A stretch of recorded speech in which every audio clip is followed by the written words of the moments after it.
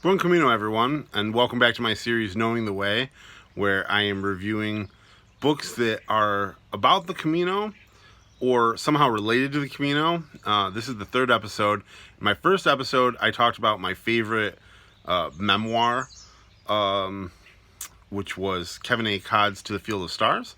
And in the second episode, I reviewed a guidebook, the Complete Cultural Handbook to the Pilgrimage Road to Santiago by Linda K. Davison and David Gitlitz. I think it's still Gitlitz. And I said on my third episode that I wanted to review a history book to try and have some variety. And I also said that I wanted to review Kevin A. Codd's other book. So today I'm going to actually film two episodes of my book reviews, which is a little bit dicey because no one seems to watch them.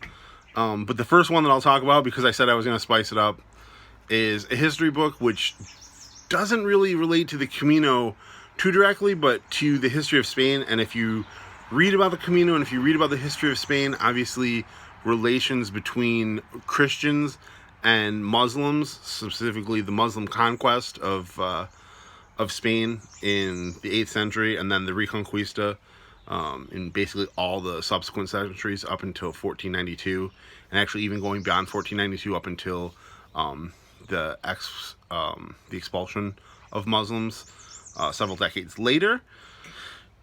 It's a fraught history, and if you really research the Camino, you'll see that it played a large part in that whole Reconquista idea. The pilgrimage helped raise money for Christian interest in Spain. It gave a propaganda value. It kind of was also like a spiritual authority. There was the Order of Santiago that was important in the Reconquista. The Camino actually moved because of incursions by Muslims. Santiago de Compostela itself was sacked just a couple years before the millennium.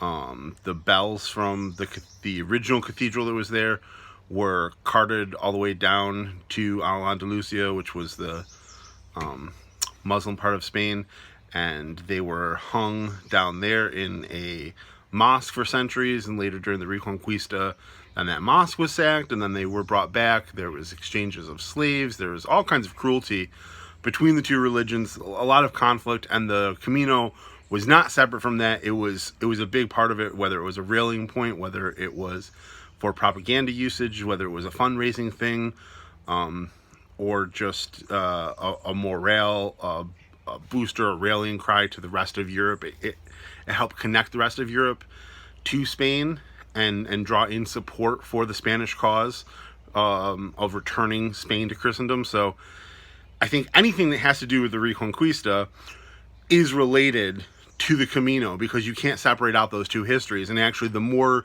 you learn about one, it kind of enriches the other. And so I have a book here which I have kind of put as like as far away from that history as you can, because it's separated out. This is something that happened in the late 1400s, but it's really, really fascinating, and it really, really is enriching, I think, to my understanding of Spanish history. And so the book is Elizabeth Drayson's The Moor's Last Stand: How 7 Centuries of Muslim Rule in Spain Came to an End. And this book is put out by Interlink Books. But Elizabeth Drayson teaches at the Department of Spanish and Portuguese at Cambridge. So a very legitimate scholar. I'm not sure why this book wasn't put out by Cambridge Press or something. A lot of the authors that I have been reading have recommended this book or given book blurbs, or there's just some outstanding reviews of this book. And this book is the first biography of the last Muslim ruler in Spain. He was basically like emir or king of Granada. And Granada at the time was just kind of an ever-shrinking southern enclave at the very bottom of Spain. He took power in 1482 and obviously lost power in 1492, because we all know that the Reconquista was finished that year by the Catholic monarchs. That would be Isabel and Ferdinand, right, of Spain, or of, Aragon and Castile at the time, but they were basically forging united Spain, and united Spain is kind of dated to 1492. It actually, there were more parts that had to be worked in, and the legal framework had to change, and it really wasn't completed until the early 1500s. But 1492 is like when Spain is basically united, finishing off the Reconquista, uniting, Leon, Castile, with Aragon, and that, the power centers there in that union between Ferdinand and Isabella were secured then, and then their sons and things like that had to do a little bit of political footwork after.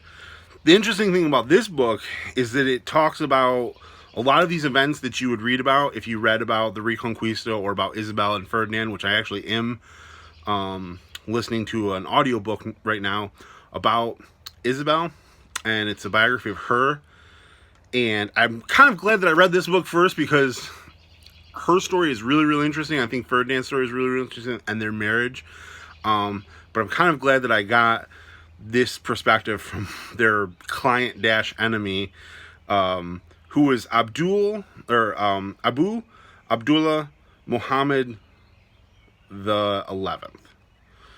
But he went by this name, or the Christians gave him this name, Boabdil. I think I'm saying that right, Boabdil.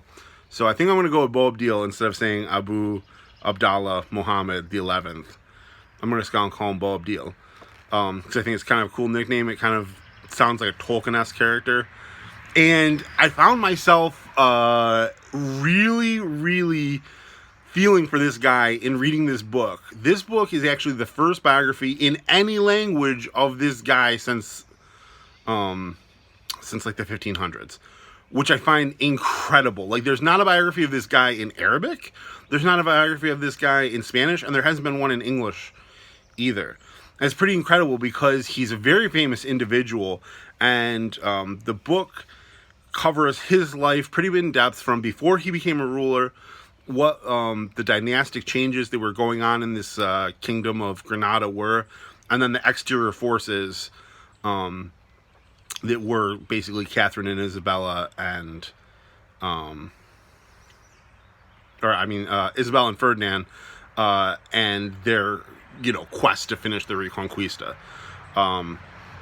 So the things about this guy that I find sympathetic in this character of Boabdil, who really has deserved more biographies than just this one, and praise be to Elizabeth Drayson, because she's written a very short but very compelling, very readable book that has brought a lot to the forefront that I just didn't know, and I'm so glad that I had this book.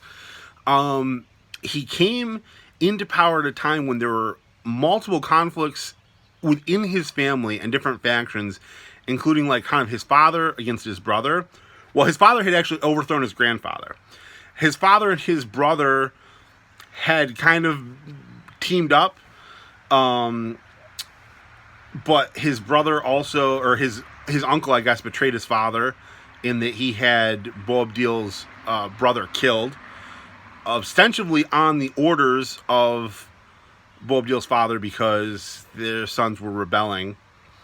But then there's a really poignant part in the book where he like writes a letter. He's like, "Oh yes, well, release my son that you captured." And he's like, "Captured? I killed him. You said to kill him, so I killed him." And the guy writes back. He's like, "Oh, but you knew that I didn't really mean to kill him, right?" And then the brother writes back like, "No, I thought you meant kill him, so I killed him." And it was like, oh wow, the guy really killed his nephew. And Boabdil's father also has two wives and kind of two sets of sons. So there's kind of rivals to who could possibly be the successor. And so Boabdil and one of his brothers that's still loyal to him have to like escape at one point from the fortress and from Granada. They kind of have to try and really outside support, and then come back and retake Granada, and especially retake, it's almost like in Prague where there's like a castle district. So one part of the city is like this giant fortress, and there's different attempts to infiltrate it, to escape it, to surrender the garrison throughout these 10 years. So he establishes himself in power, and he's, like I said, he's got to fight against his own father, he's got to fight against his own brothers, he's got to fight against his own uncle. He ends up securing power. Unfortunately, out of his 10-year reign, 2 years into his reign, basically the downfall of his reign is kind of pre-finished, fixed by the fact that he gets captured. He gets captured by these Christian forces, ostensibly loyal to Ferdinand and Isabella. And his mother is part of making this deal where they trade away his son to be a hostage, to kind of secure his loyalty to the Christian monarchs. And it was really the thing that kind of sets his downfall in motion, even though it had been 2 years into his reign and he reigns for another 10 years or another 8 years. Really, you can kind of say that the guy had a bad break. He was in this battle, which was kind of a minor battle, but he was knocked off his horse, and apparently the story goes that there was a Muslim who had converted to Christianity among the fighters on the Christian side, and he recognized that he was the king, and so they said, don't fight that guy, don't kill him, capture him, that's the king. They captured him. And, then it was brought to the monarch's attention that, hey, we captured this guy. And they're like, okay, well, if we capture him, then just someone else is going to become, the new monarch there, right? Whether it's someone else in his family, someone else is going to gain power, and they'll just let this guy go. So they figured, better off, we'll trade him back for someone like his son becomes their hostage. Then they send him back with a force to reclaim Granada, but then they have the leader of Granada in their pocket. And they kind of did after that.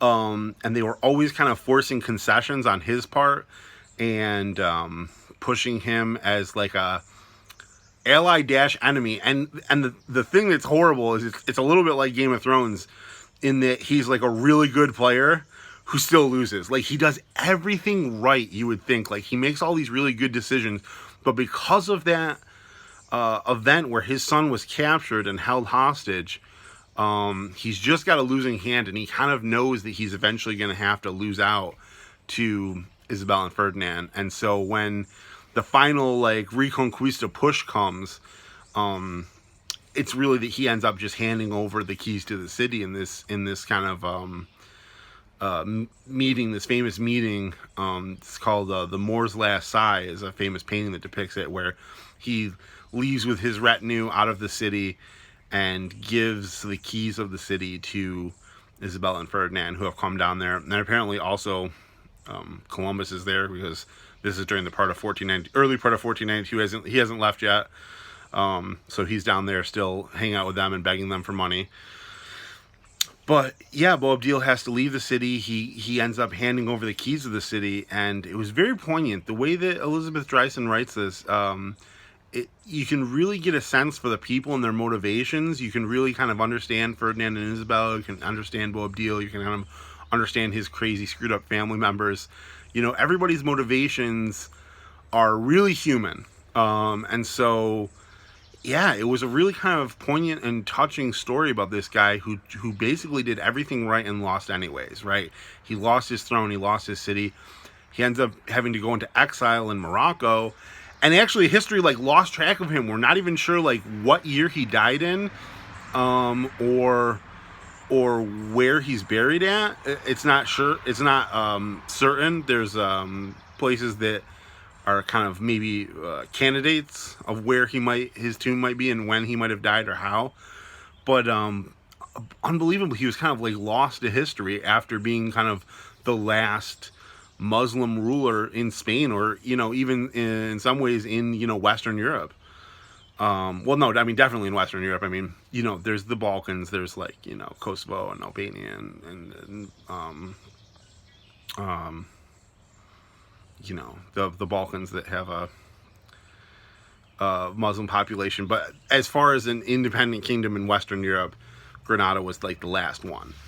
And so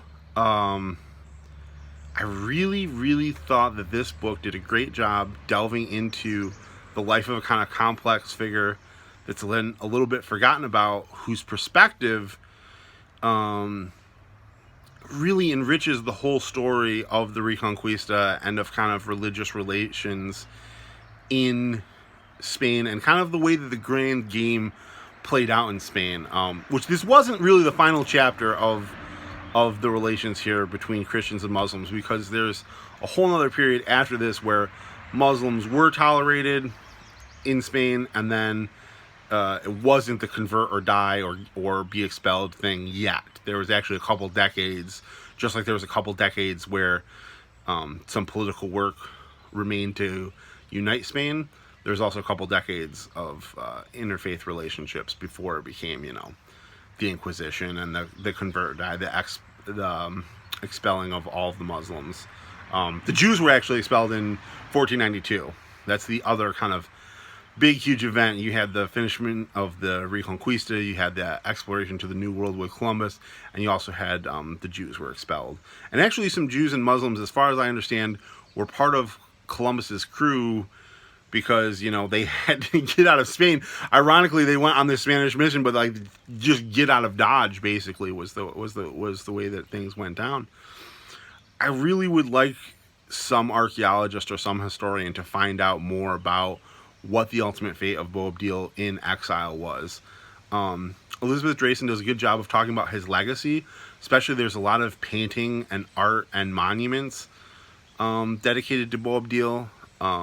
Especially the famous one is the Moor's Last Sigh, where he apparently turned back and looked at Granada to see his capital city as he was riding away on the kind of last hill where he could look back and have a view of the city, and his mother or someone else chastised him to say, it's good to look back and sigh, because you lose it now. You couldn't hold it as a man, so now you've lost it.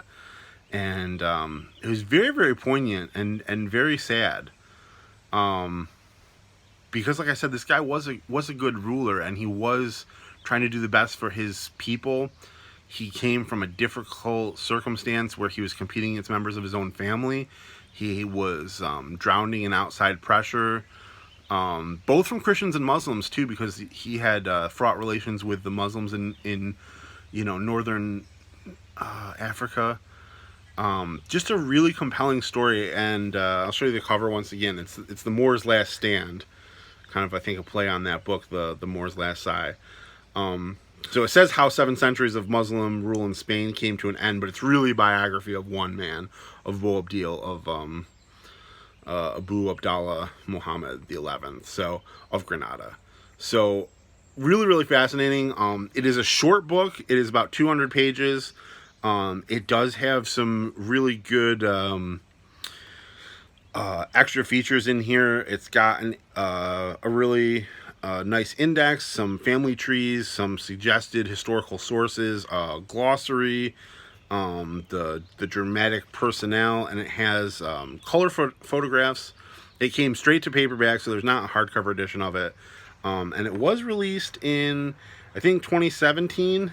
Yeah, 2017 is the first edition of this. So I picked it up, I think, for like $17 or something like that. So it's actually a very cheap book.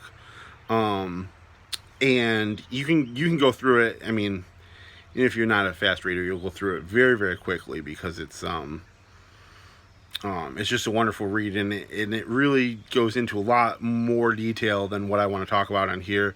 It's just got fascinating material culture and things from Granada that was kind of the last flower of Al-Andalus before it was put out. So not much more I want to say about the book. I highly recommend it if you're interested in the relationship between Islam and Christianity, or about the history of Spain.